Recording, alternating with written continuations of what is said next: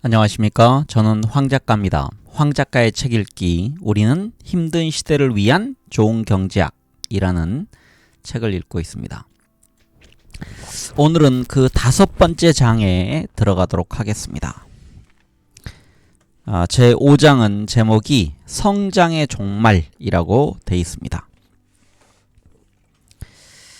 네, 성장에 대해서 일반적으로 우리가 경제를 평가할 때 GDP의 성장을 얘기합니다.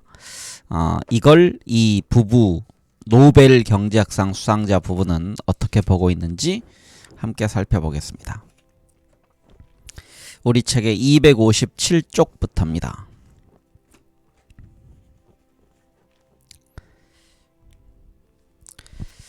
성장은 1973년 10월 16일 혹은 그 즈음에 종말을 고했고 다시는 돌아오지 않을 것이다. 로버트 고든은 엄청나게 강한 견해를 담은 책 미국의 성장은 끝났는가? The Rise and Fall of American Growth에서 이렇게 주장했다. 그날은 석유 수출국 기구 즉 오페크가 전격적으로 석유 수출 제한을 발표했던 날이다. 제한이 풀린 이듬해 3월에 유가는 4배로 뛰어 있었다. 이 무렵 세계 경제는 석유 의존도가 계속해서 높아지고 있었고 그 외에 천연 자원도 전반적으로 공급이 부족해 가격이 치솟고 있었다. 이 시점 이후로 부유한 나라들에서는 스태그플레이션 가로 열고 경제 불황과 인플레이션이 함께 오는 것이라고 불리는 활력 없는 10년이 이어졌다. 성장의 둔화는 언젠가 사라질 일시적인 현상이라고 여겨졌지만 지금까지도 사라지지 않고 계속되고 있다. 당시 부유한 나라 사람들은 성장과 경제적 번영이 끝없이 지속되려는 것을 당연하게 여기고 있었다. 그들이 자란 세계가 그랬다. 정치 지도자들도 자신의 성공을 GDP 성장률이라는 한 단어의 척도로만 재는 것에 익숙해져 있었다. 이 점은 사실 지금도 크게 다르지 않다. 그리고 우리는 여전히 1970년대에 있었던 그 전환점에 대해 이야기한다. 도대체 무엇이 잘못되었던 것인가? 정책상의 실수가 있었나? 성장을 되돌려 오고 다시 읽겠습니다. 성장을 되불러오고 다시는 우리를 떠나가지 않게 만들 수 있을까? 어떤 마법의 단추를 눌러야 그것이 가능할까? 중국은 이 불황의 파도에서 예외일까?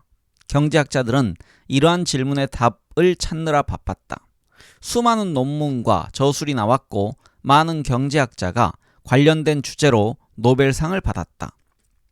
자, 이렇게나 많은 연구가 이루어지고 난 지금 부유한 국가에서 경제 성장의 속도를 높이려면 무엇을 해야 하는지에 대해 우리가 확실하게 말할 수 있는 것은 무엇인가? 아니면 혹시 그렇게나 많은 연구가 있었다는 것 자체가 실은 우리가 이에 대해 아는 게 없다는 것의 방증인가? 아니, 다른 것 다 떠나서 우리가 이 주제에 관심을 쏟아야 하는 게 맞기는 한가? 네, 다음 소제목은 영광의 30년입니다. 2차 대전 직후부터 1차 석유 파동까지의 약 30년 동안 소유럽, 미국, 캐나다는 전례 없는 성장을 구가했다. 1870년부터 1929년 미국의 1인당 GDP는 당시로서는 유례가 없었던 연간 1.76%의 성장세를 보였다. 1929년 이후 4년 동안 1인당 GDP가 20%나 떨어지면서 대공황이라는 이름의 실로 걸맞은 재앙적인 불황이 닥쳤지만 경기는 꽤 빠르게 회복되었다. 사실 1929년부터 1950년의 연평균 성장률은 이전 시기보다 조금 높았다. 그리고 1950년대부터 1973년에는 연성장률이 2.5%로 더욱 올라갔다. 1.76%와 2.5%는 보기보다 굉장히 큰 차이다. 성장률이 1.76%면 1인당 GDP가 2배가 되기까지는 40년이 걸리지만 2.5%면 28년밖에 안 걸린다.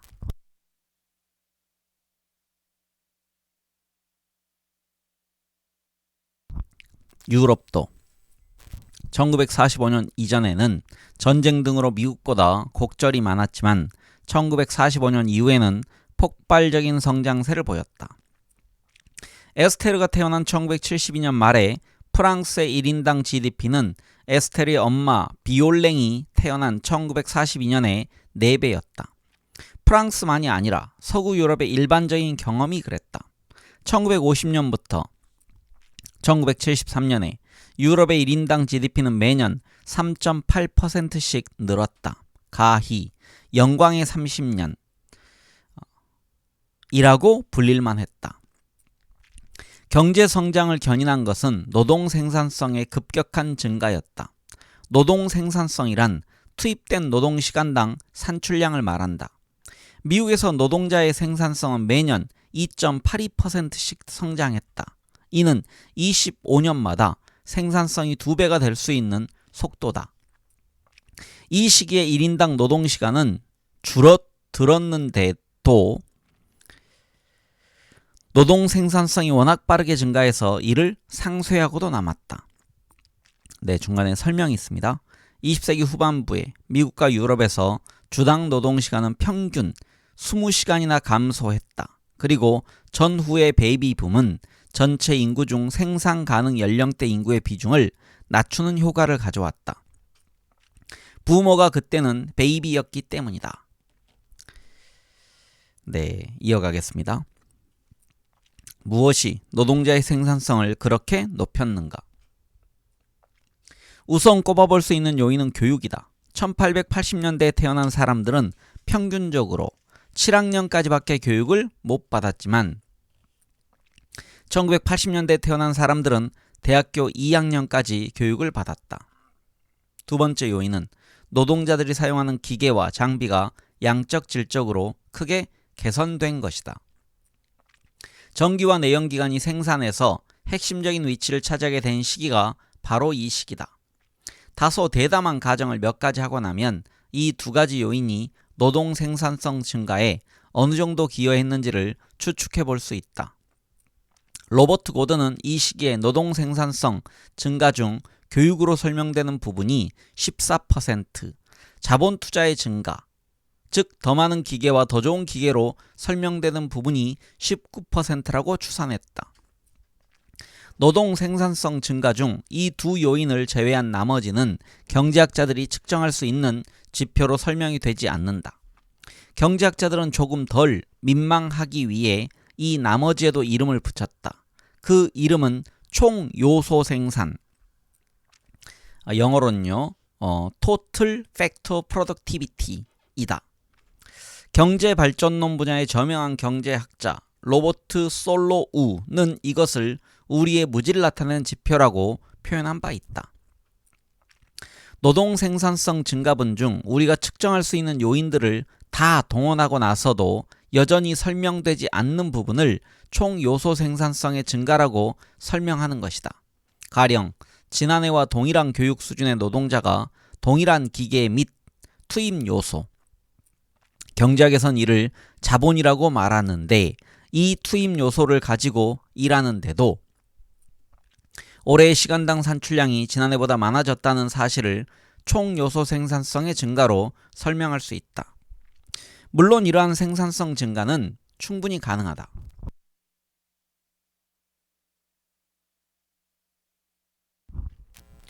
사람들은 같은 자원이라도 더 효율적으로 사용할 수 있는 방법을 늘 강구한다. 때로는 테크놀로지의 발달과 관련이 있다.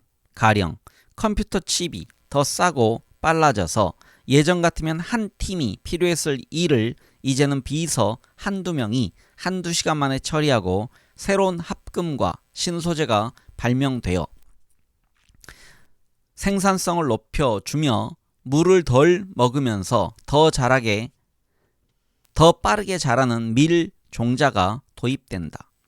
또한 때로는 낭비를 줄이고 물자나 노동자의 유휴 상태로 있는 시간을 최소화하는 방법을 찾아냄으로써 총 요소 생산성이 높아진다. 여기에는 공급망 관리나 린 제조 같은 생산 방법상의 혁신도 있을 수 있고 효율적인 트랙터 임대 시장을 만드는 것 같은 제도상의 혁신도 있을 수 있다. 여기서 린 제조란 얘기는 여기서 린이 영어입니다. Lean 얇은 또 희박한 그런 뜻입니다. 그래서 설명해놨습니다. 제조 과정에서 유휴와 낭비를 줄여 생산성을 높이는 제조 방식이라고 옴기니가 적어놨습니다. 영어로 lean manufacturing이라고 되어 있습니다. 이게 우리말이 아마 없는 것 같습니다. 인류 역사 대부분의 시기와 비교해 보았을 때 1970년대와 그 직전 몇십 년 동안 이루어진 총 요소 생산성의 증가는 입이 떡 벌어질 정도다. 1920년부터 1970년에 총 요소 생산성은 1890년부터 1920년에 비해 4배나 빠른 속도로 증가했다. 사실 이 시기를 마법 같은 시기로 만들어준 주역은 교육 수준이나 노동자 1인당 자본 투입의 증가가 아니라 총 요소 생산성의 증가다. 심지어 유럽은 미국보다는 총 요소 생산성이 빠르게 성장했다. 전후 시기에는 특히 더 그랬는데 부분적으로는 미국이 이미 개발해 놓은 혁신을 가져다 쓸 수 있었기 때문이다. 이 시기의 놀라운 성장은 국민소득 통계에서만 나타나는 것이 아니다. 어떠한 지표를 보아도 1970년의 삶의 질은 1920년과 극명하게 달라졌다.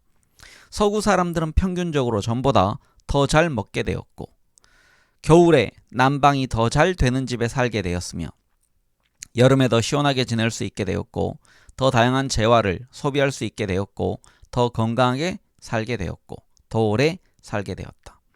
또 일하는 시간이 줄고 적당한 나이에 은퇴할 수 있게 되면서 평생을 고된 노동에 매여 있어야만 하는 삶에서 벗어났다. 19세기에 널리 행해졌던 아동 노동도 서구에서는 거의 사라졌고 이제 적어도 서구에서는 아이들은 어린 시절을 누릴 수 있게 되었다. 네, 다음 소제목은 덜 영광스러운 40년입니다. 하지만 1973년 혹은 그 즈음에 이 모든 것이 멈추었다. 그 이후 25년 동안 총 요소 생산성의 성장 속도는 1920년부터 1970년에 3분의 1에 불과했다. 경기 침체는 시작 날짜도 특정할 수 있고 비난을 돌릴 만한 명백한 행위자, 즉 석유 수출국 정부들도 존재했던 특수한 경제 위기에서 시작되었지만 이제는 뉴 노멀이라는 새로운 정상 상태가 되었다. 다시 읽겠습니다. 이제는 뉴 노멀이 되었다. 뉴 노멀은 새로운 정상 상태란 뜻입니다. 당시 사람들은 침체가 이렇게 오래 계속되리라고 생각하지 못했다. 경제 성장의 황금기에 나고 자란 학자들과 정책 결정자들은 이것이 일시적인 교란이며 곧 스스로 해소되리라고 생각했다. 성장의 둔화가 일시적인 현상이 아니라는 게 명백해졌을 무렵 사람들은 컴퓨터 기술이 추동하는 새로운 산업혁명이 곧 도래하리라는 데 희망을 걸었다. 전기와 내연기관이 과거에 그랬듯이 컴퓨터는 도처에 도입되었고 전산 처리 역량은 가속적으로 증가했다. 사람들은 이러한 기술 진보가 생산성이 빠르게 성장하는 시대로 우리를 다시 데려다 줄 것이고 그와 함께 경제도 성장 가도를 달리게 될 것이라고 기대했다. 그리고 정말로 그러한 시기가 찾아왔다. 1995년부터 몇 년간 총 요소 생산성이 황금 기간만큼에는 못 미쳤지만 상당히 빠른 속도로 성장하는 시기가 도래한 것이다. 하지만 이 호황은 곧 사라졌다. 2004년 이후로 유럽과 미국 모두에서 총 요소 생산성과 GDP 성장률 둘 다 1973년부터 1994년에 안 좋았던 시절로 되돌아갔다. 미국에서는 2018년 중반에 GDP 성장률이 회복되었지만 총 요소 생산성의 성장은 여전히 낮은 수준에 머물러 있다. 2018년에 총 요소 생산성 성장률은 0.94%였는데 이는 1920년부터 1970년에 연평균 1.89%보다 많이 낮은 것이다. 이 새로운 둔화세는 경제학자들 사이에서 열띤 논쟁을 불러일으켰다. 주위에서 들어왔던 모든 이야기가 성장의 둔화와는 도무지 합치되지 않는 것 같았기 때문이다.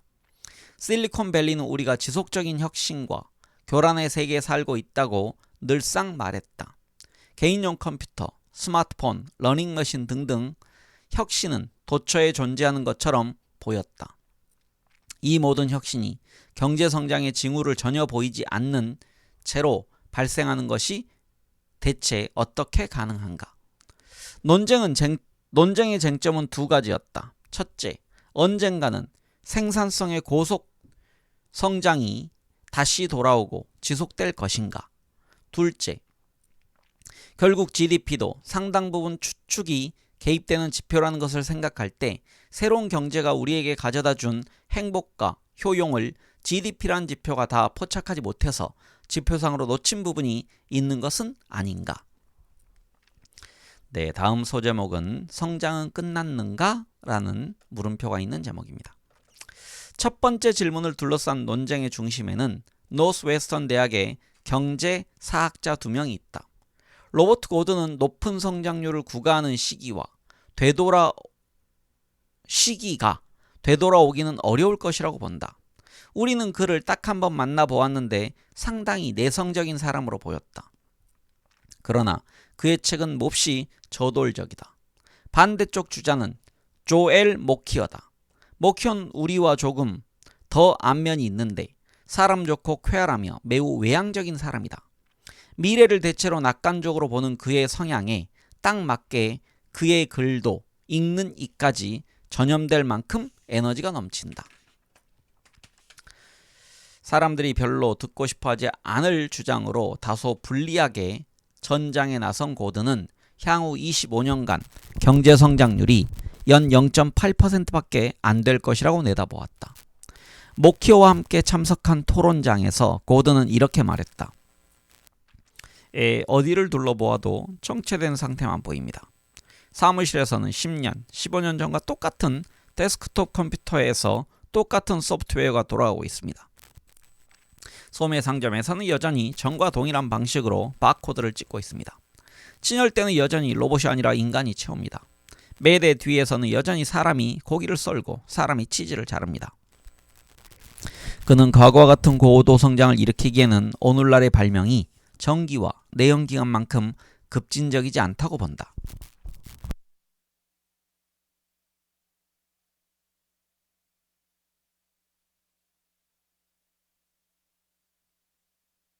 몹시 대담하고 저돌적인 저서 미국의 성장은 끝났는가에서 고든은 미래학자들이 미래 혁신이라고 예견한 것들을 하나씩 가져다가 왜 그것이 엘리베이터나 에어컨만큼 변혁적인 기술이 될 수 없는지, 왜 그것이 우리를 고성장 시대로 다시 데려다 줄 수 없는지 조목조목 지적한다. 로봇은 빨래를 개를 수 없다. 3D 프린팅은 대규모 제조업에 그리 큰 영향을 미칠 수 없다. 인공지능과 러닝머신은 새로운 것이 아니다. 그것은 적어도 2004년부터 있었고 이제까지 성장에 별로 이바지한 것이 없다. 기타 등등. 물론 고든이 제시한 논거 중 어느 것도 오늘날 전적으로 새로운 무언가 혹은 기존에 있던 것들의 전적으로 새로운 결합이 나타나서 예기치 못했던 대대적인 변혁을 불러올 가능성을 배제하진 않는다. 그러한 일이 일어나지 않으리라는 것은 그의 감이 그렇다는 것이다. 한편 모키어는 각국이 과학기술을 선도하는 나라가 되고자 맹렬히 경쟁하는 와중에 다양한 혁신이 빠르고 광범위하게 전 세계에 퍼짐으로써 세계 경제가 성장해 나가는 밝은 미래를 그린다. 그는 레이저 기술, 의료과학, 유전공학, 3D 프린팅 등의 진보의 잠재력이 있다고 본다. 지난 몇십 년간 이 중 어느 것도 생산 방식을 근본적으로 변혁하지는 못했다는 고든의 주장에 대해 모키어는 이렇게 반박한다. 오늘날 우리가 사용하는 도구를 보면 1950년에 쓰였던 도구조차 엉성한 장난감처럼 보일 정도인데요. 하지만 무엇보다 목표에 낚아는 세계 경제가 변화하고 세계화되어 온 방식이 다양한 혁신이 나타나 세상을 바꾸기에 최적인 환경을 창출했다는 견해에서 나온다. 그는 이러한 혁신이 우리가 지금은 미처 예견하지 못하는 방식으로 세상을 변혁할 수 있을 것이라고 본다. 예시를 들기 위해 그는 한 가지 방식을 예견하긴 했다.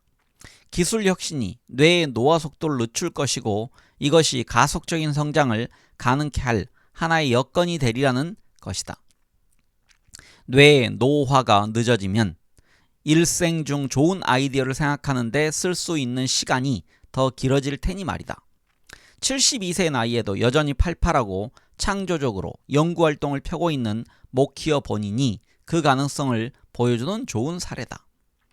뛰어난 학자 2명이 향후 경제성장 가능성에 대해 이토록 상반된 결론을 내놓았다는 사실은 이것이 얼마나 어렵고 골치 아픈 질문인지를 단적으로 보여준다.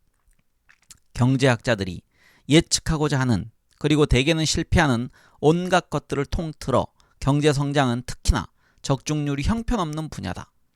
딱 한 가지만 예를 들면 1938년 미국 경제가 드디어 대공황을 다 지나서 고도 성장기로 전환하던 시점에 엘빈 한센은 당시의 경제 상태를 묘사하기 위해 구조적인 장기 불황이라는 개념을 제시했다.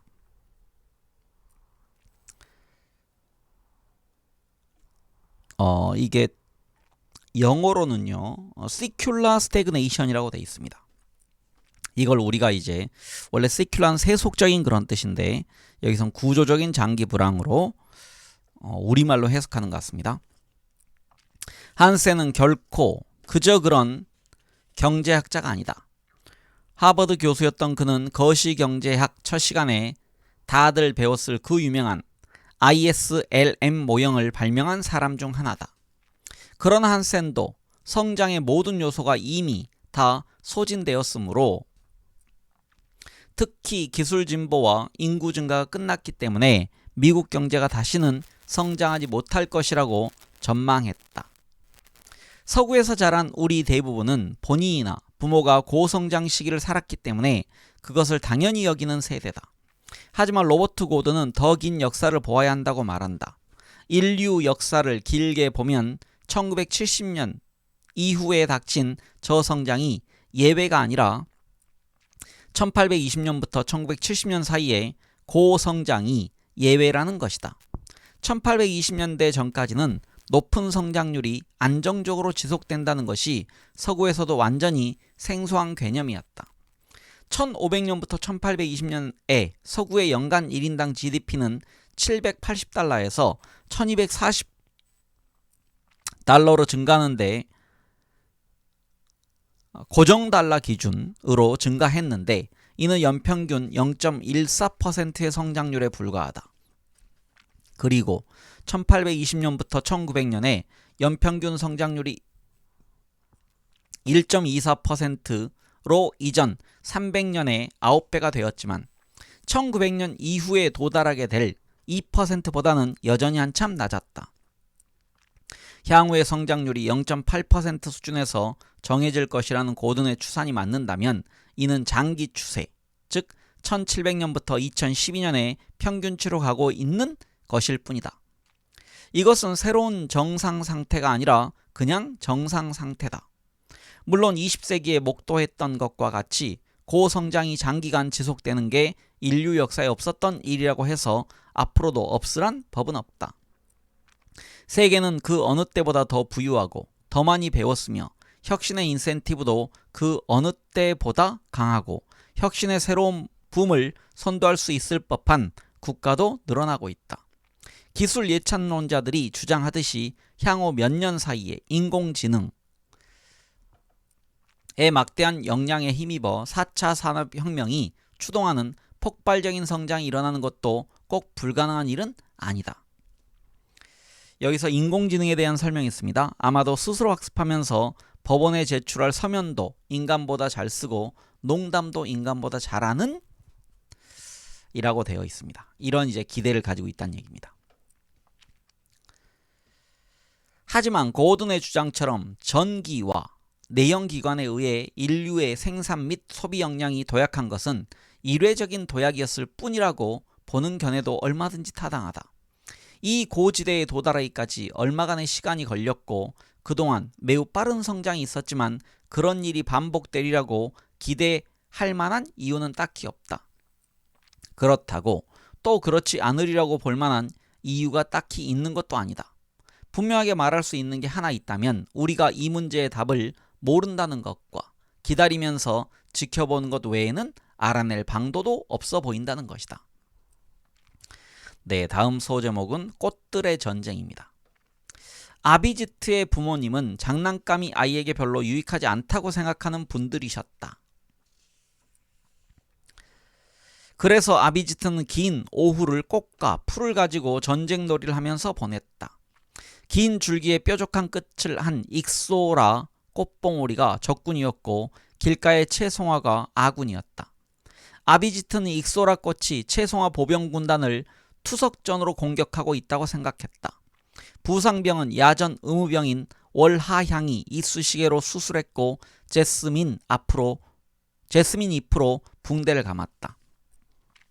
아비지트는 이 시간을 하루 중 가장 즐거웠던 시간으로 기억하고 있다. 이것은 후생으로 여겨져야 마땅하다. 하지만 그가 누린 즐거움은 표준적인 GDP 산출 방식에 포착되지 않는다. 이것은 경제학자들이 늘 알고 있었던 것이라 새로운 것은 없는 문제지만 그래도 강조할 필요가 있다. 콜카타의 릭샤 꾼이 오후에 일을 쉬고 사랑하는 애인과 시간을 보내면 GDP는 내려간다. 하지만 그의 후생은 틀림없이 올라가지 않았을까? 여기서 릭샤는 인력 겁니다. 또 나이로비에서 숲을 베면 투입된 노동과 산출된 목재는 GDP에 잡히지만 아름다운 숲과 시원한 그늘이 사라진 것은 반영되지 않는다. GDP 계산에는 가격이 붙어 시장에서 거래되는 것만 포함된다. 이는 성장이 GDP로 다 측정되지 않는다는 의미이기 때문에 매우 중요하다. 총 요소 생산성의 성장은 1995년에 시동이 걸렸다가 2004년에 둔화되었다. 그런데 2004년은 페이스북이 우리 삶에서 막대한 영향력을 갖기 시작한 해다.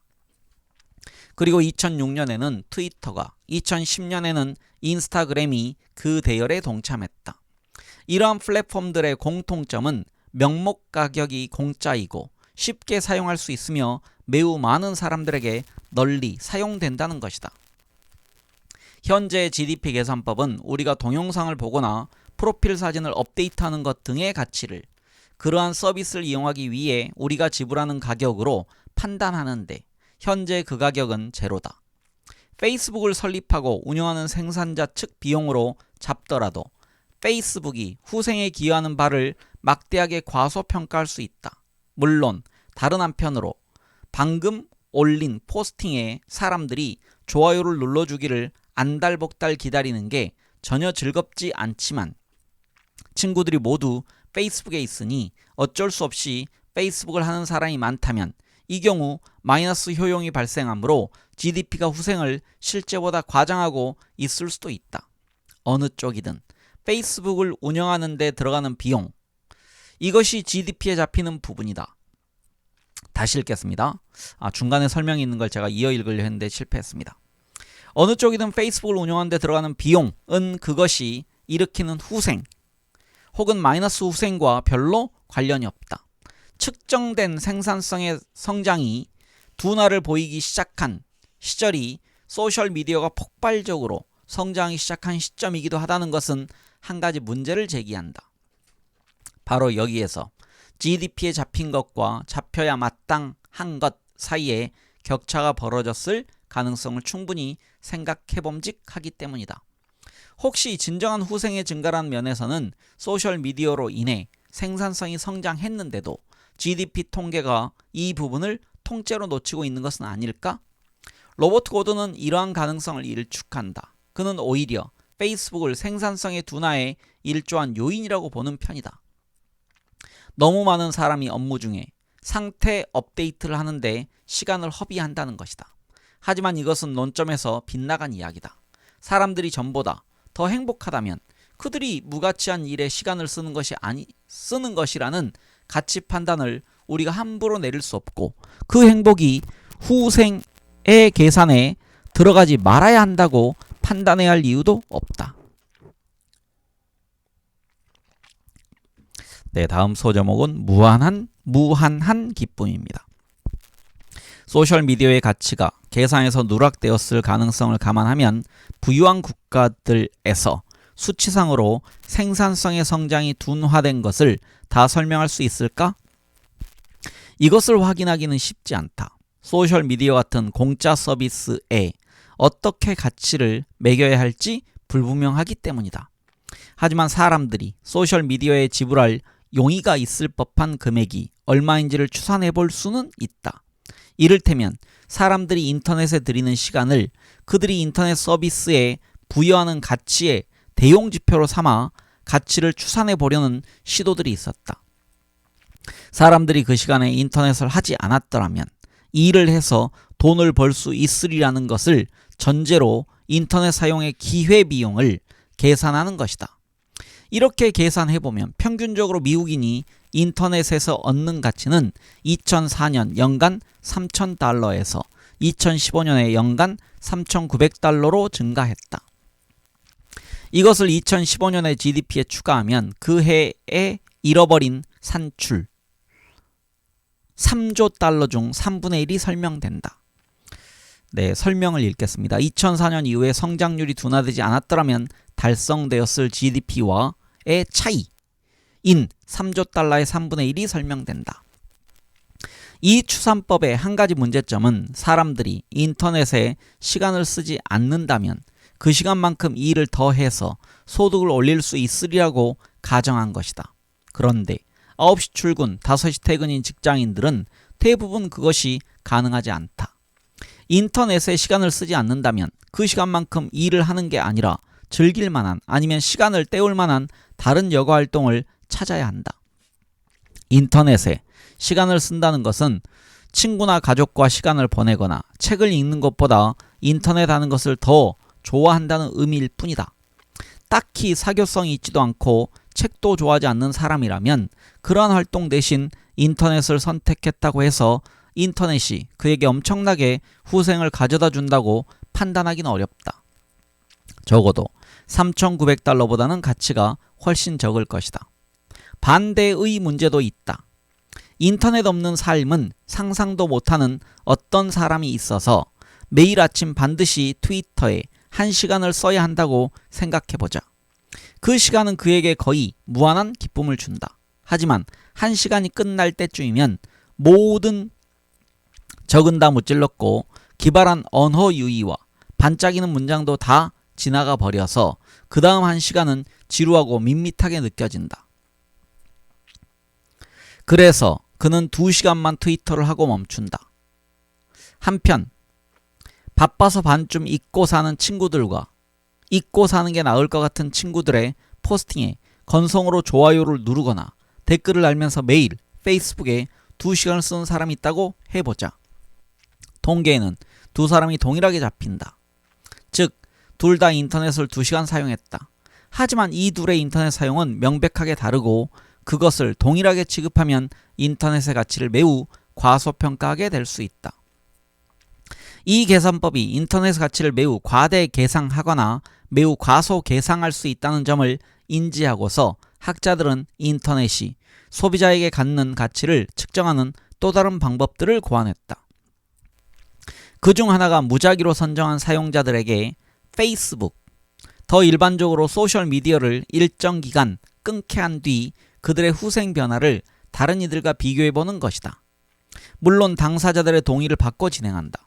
이러한 실험 중 하나에서 2,000명 이상이 참여한 대규모의 실험에서 참가자들은 소정의 돈을 받고 한 달 동안 페이스북 계정을 비활성화했다. 한 달 뒤 연구자들이 설문을 통해 행복과 후생에 대한 여러 지표를 측정한 결과 페이스북 계정을 중지했던 사람들이 그렇지 않았던 사람들보다 행복도가 더 높게 나타났다. 흥미롭게도 이들이 지루함을 더 많이 느끼지도 않았다. 오히려 지루함을 덜 느꼈을 수 있다. 페이스북을 중지한 사람들은 시간을 즐겁게 보낼 다른 방법들을 발견한 것으로 보이고 아마도 여기에는 친구나 가족과 시간을 더 많이 보내는 것도 포함되었을 것이다. 실험 기간 한 달이 지나서 페이스북 계정을 다시 활성화한 다음에도 이들이 페이스북 습관으로 되돌아오는 것은 매우 느렸고 몇 주 뒤에 측정해보니 실험 이전보다 페이스북에서 쓰는 시간이 23% 적었다. 또 얼마를 받으면 페이스북을 한 달 더 끊겠느냐고 질문했을 때 이들이 말한 금액은 첫 한 달을 끊으면서 받았던 돈보다 훨씬 적었다. 이러한 결과들은 쓰고 있는 동안에는 그것 없는 삶을 상상하기 어렵지만 막상 없이 살아보면 삶이 더 나아진다는 면에서 페이스북에 중독성이 있음을 말해주는 듯하다. 하지만 페이스북을 끊어본 사람들이 그 경험을 좋아했으면서도 한 달 더 페이스북을 포기하려면 여전히 자신이 돈을 받아야 한다고 생각했다는 점은 흥미롭다. 페이스북 없이 삶이 그저 고맙기만 하지는 않았다는 의미다. 연구자들은 이를 참가자들이 페이스북을 안 하던 동안 생각만큼 많이는 아니었어도 페이스북이 그립긴 했다는 뜻으로 보고 이런 점을 감안해서 페이스북이 사용자 1인당 연간 $2,000의 후생을 창출한다고 결론지었다. 페이스북을 끊었던 동안 사람들이 평균적으로 더 행복했는데도 페이스북이 후생의 감소가 아니라 후생을 창출했다는 계산이 나올 수 있는 이유로는 몇 가지를 생각해 볼 수 있다. 우선 모든 평균이 다 그렇듯이 페이스북을 아주 많이 좋아하는 일부 사람들이 뭉뚱그려졌을 가능성이 있다. 둘째, 친구들 사이에서 나 혼자 페이스북을 하지 않으면 후생이 감소할 수 있다. 이러한 불편한 페이스북을 안 하는 기간이 길수록 더 커질 것이다. 잠시 페이스북 안식일을 갖는 것은 좋지만 완전히 끊는 것은 비용이 크다. 물론 페이스북 자체가 존재하지 않았다면 이 문제는 존재하지 않았을 것이다. 자, 그래서 결과적으로 우리가 알게 된 것은 무엇인가? 딱 떨어지게 알게 된 것은 없다. 어느 정도나마 확실하게 말할 수 있는 것이 있다면 우선 페이스북이 일부 예찬론자가 주장하는 것과 달리 인류 전체에 꼭 명백하게 득이 되는 것은 아니다. 그렇더라도 사람들은 현재 그 서비스를 이용하기 위해 지불하는 돈보다는 그것의 가치를 높이 산다. 적어도 모든 친구가 페이스북이나 인스타나 트위터에 있는 상황에서는 그렇다. 그렇다면 이러한 소셜미디어에 진짜 가치를 계산해 넣을 경우 성장률은 훨씬 높게 나타날까? 현재 우리가 가지고 있는 증거들로 보건대 아마도 아닐 것이다. 어쨌든 어느 정도 분명한 것은 측정된 GDP를 기준으로 할 때 현재 존재하는 어떤 실증 근거도 영광의 30년의 유럽과 황금기의 미국을 특징짓던 높은 성장률이 되돌아오리라고 약속해 주지는 않는다는 점이다. 네, 다음 소제목은 솔로우의 예측입니다. 사실 이것이 완전히 놀랄만한 말은 아니어야 마땅하다. 전후의 높은 성장세가 한창이던 1956년에도 장기적으로는 성장이 둔화될 것이라는 예측을 내놓은 경제학자가 있었다. 바로 로버트 솔로우다. 그가 개진한 논리는 기본적으로 다음과 같다. 1인당 GDP가 성장하면 사람들이 저축하는 돈이 늘어날 것이고 따라서 투자에 쓰일 수 있는 자금도 늘어날 것이다. 그러면 노동자 1인당 사용 가능한 자본량이 증가한다. 그런데 이는 자본의 생산성을 떨어뜨린다. 가령 기계가 한 대만 있던 공장에 기계가 2대로 늘면 이제는 전과 동일한 수의 노동자가 기계 2대를 동시에 관리해야 한다. 물론 개별 공장으로서는 기계가 하나 더 들여올 때 노동자도 추가로 고용하면 되지만 사람들이 다 노동시장에 진입해 있는 상태라고 치면 그리고 국외 이주는 변화가 없다면 경제 전체가 그럴 수는 없다. 따라서 저축이 증가하면서 생산 과정에 추가로 들어온 기계는 한 대당 전보다 적은 수의 노동자가 활용하게 된다. 따라서 기계가 하나씩 더 도입될 때마다 더 일반적으로 말해서 자본 한 단위가 더 추가될 때마다 그것이 GDP 산출에 기여하는 여기서 비율은 점점 줄게 되고 그에 따라 성장 속도가 둔화된다. 이에 더해 자본 생산성이 낮으면 투자 수익이 낮아지므로 저축에 대한 인센티브가 줄어든다. 따라서 사람들은 점차 저축을 하지 않게 되고 성장은 계속 둔화된다. 이 논리는 양방향으로 작용한다. 자본이 희소한 가난한 나라에서는 경제 성장 속도가 빠르다.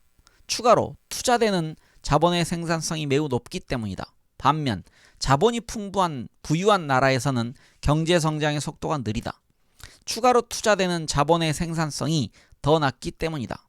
이는 어느 나라의 두 투입 요소, 즉 노동과 자본이 매우 불균형에 존재해도 불균형이 저절로 조정될 수 있음을 의미한다. 노동이 자본에 비해 과도하게 풍부한 나라는 빠른 속도로 성장해 소득과 저축이 빠르게 증가하고 따라서 자본을 빠르게 축적할 수 있게 되어서 자본이 점점 더 풍부해진다. 역으로 자본이 노동보다 풍부한 나라는 자본의 축적 속도가 더 느릴 것이다. 그 결과 자본이 축적되는 속도와 노동력이 증가하는 속도 사이의 격차가 크게 벌어지는 일은 오래 지속될 수 없다. 자본이 노동력보다 빠르게 증가하면 곧 노동에 비해 자본이 너무 많아져서 성장이 둔화될 것이기 때문이다.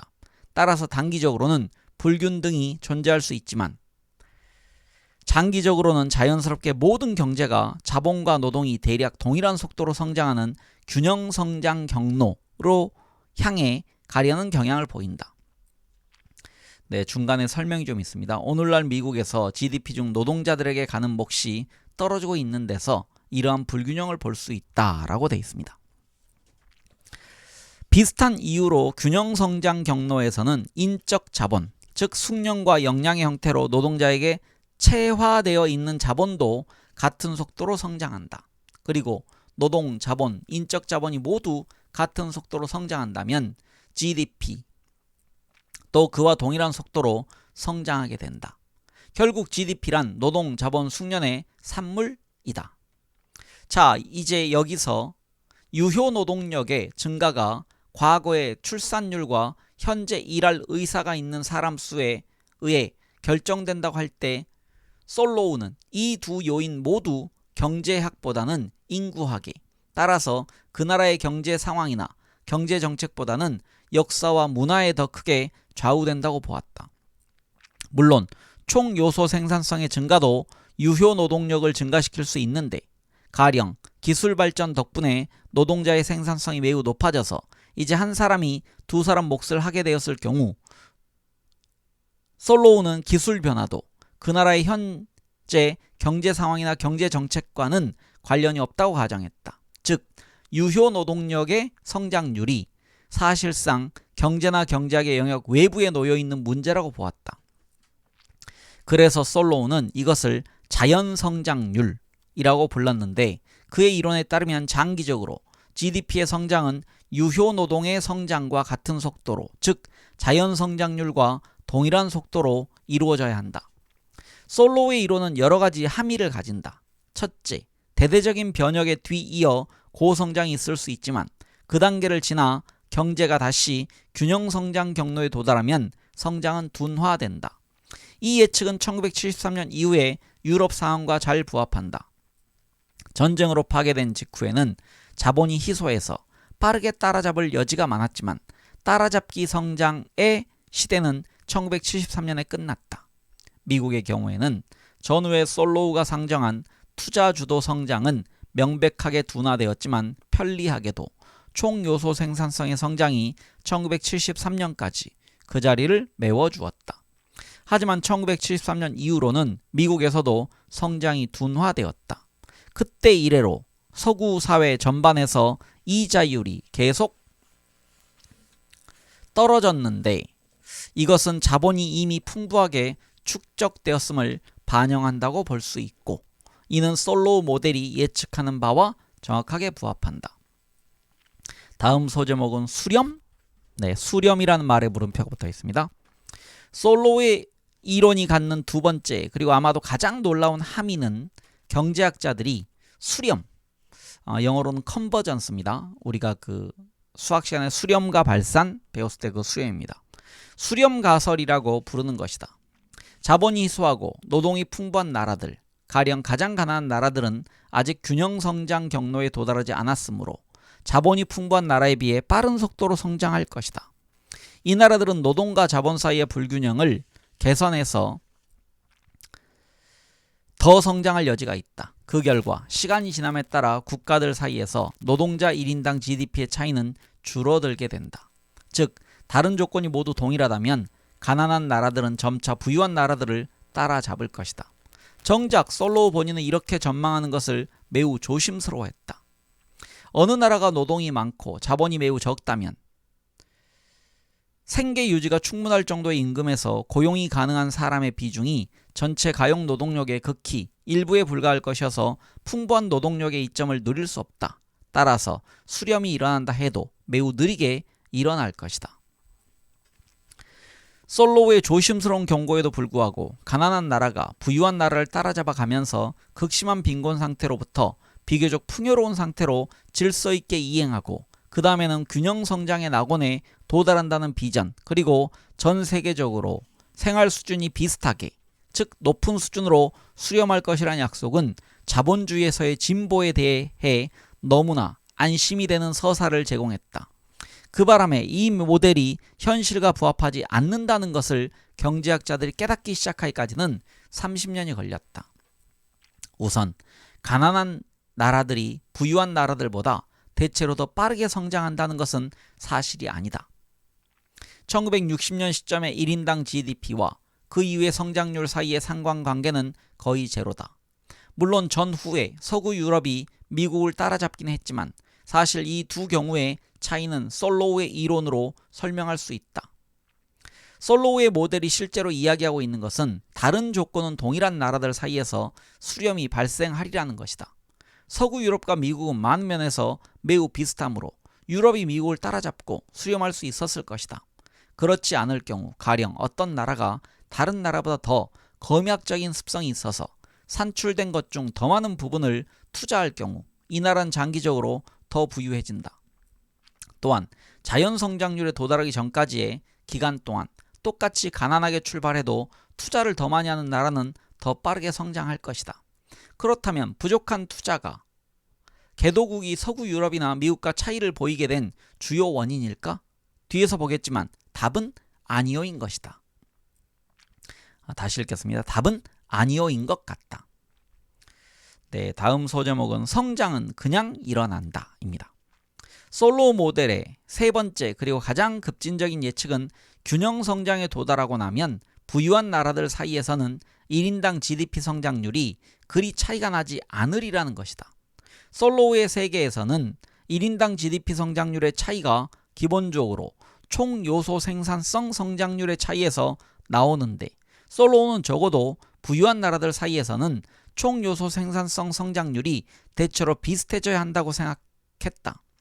앞에서 언급했듯이 솔로우의 견해에서 총 요소 생산성의 성장은 그냥 일어나는 것이다. 즉 정책 결정자가 의도적으로 영향을 미칠 수 있는 것이 아니다. 많은 경제학자들이 이 견해를 마음에 들어하지 않았다. 각국이 국제 경쟁의 장에서 받아보는 성적표가 성장률인데 솔로우의 모델이 좋은 경제 정책을 추구하면 총 요소 생산성을 더 높일 수 있다는 말로 안심시켜 주지를 않으니 마음에 들 리가 없었다. 솔로우는 단지 일부러 괴짜 노릇을 하고 있었던 것일까? 어쨌거나 가장 최신의 테크놀로지들이 부유한 나라들에서 훨씬 더 많이 사용되고 있는 것은 사실이 아닌가?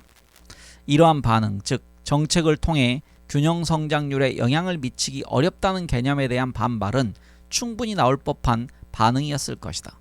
하지만 이것은 솔로우가 개진한 이론의 정교함을 여러 가지 면에서 놓치는 것이다. 첫째, 솔로우는 이미 첨단에 도달한 국가들에서 테크놀로지의 발달을 한층 더 추동하는 요인이 무엇일지를 질문하고 있다. 이 나라들에서는 새로운 아이디어가 성장의 관건일 텐데 아이디어의 흐름이 국경에서 멈추어야 할 이유는 없다. 가령 독일에서 발명된 새로운 제품은 여러 나라에서 동시에 사용될 수 있다. 적어도 독일 모기업의 해외 현지 법인에서라도 생산될 것이다. 그렇다면 그 발명 자체는 어느 나라에서 이루어지는 것이지만 그것을 생산한 나라들 모두에서 생산성이 대체로 동일하게 올라간다. 둘째, 솔로우는 국가들이 균형 성장 경로에 도달한 이후의 성장에 대해 이야기하고 있다. 부유한 나라들이 이미 도달했는지 모르지만 자본이 희소한 나라들은 균형 성장 경로에 도달하기까지 아주 멀고 오랜 길을 가야 한다. 케냐나 인도가 솔로우가 말하는 균형 성장 경로에 도달했을 때쯤이면 더 부유해져 있을 것이고 최신 기술들도 모두 사용하고 있을 것이다. 현재 이 나라들이 기술 측면에서 보이는 후진성은 단지 자본의 부족을 반영하는 징후일 수 있다. 마지막으로 이 부분이 가장 이해하기 어려울 법해 보이는데 아직 균형 성장 경로에 도달하지 않은 나라들, 즉 가난한 나라들에서 이미 도달한 나라들, 즉 부유한 나라들에서보다 더 빠르게 기술이 업그레이드 되고 있을 수도 있다. 자율주행차나 3D 프린트처럼 가장 최첨단에 있는 혁신은 가장 발달된 선진국만 사용하고 있을 테지만 기술 업그레이드의 대부분은 그제의 기술에서 어제의 기술로 이동하는 것이고 이것은 최첨단에서 기술을 개척하는 것보다 쉽다. 이미 개발된 것, 어떻게 활용하는지가 정확히 알려져 있는 것을 도입하는 것이기 때문이다. 이것은 선반에서 물건을 꺼내는 것이지 어떤 물건을 처음부터 새로 만드는 것이 아니다. 이런 이유들에서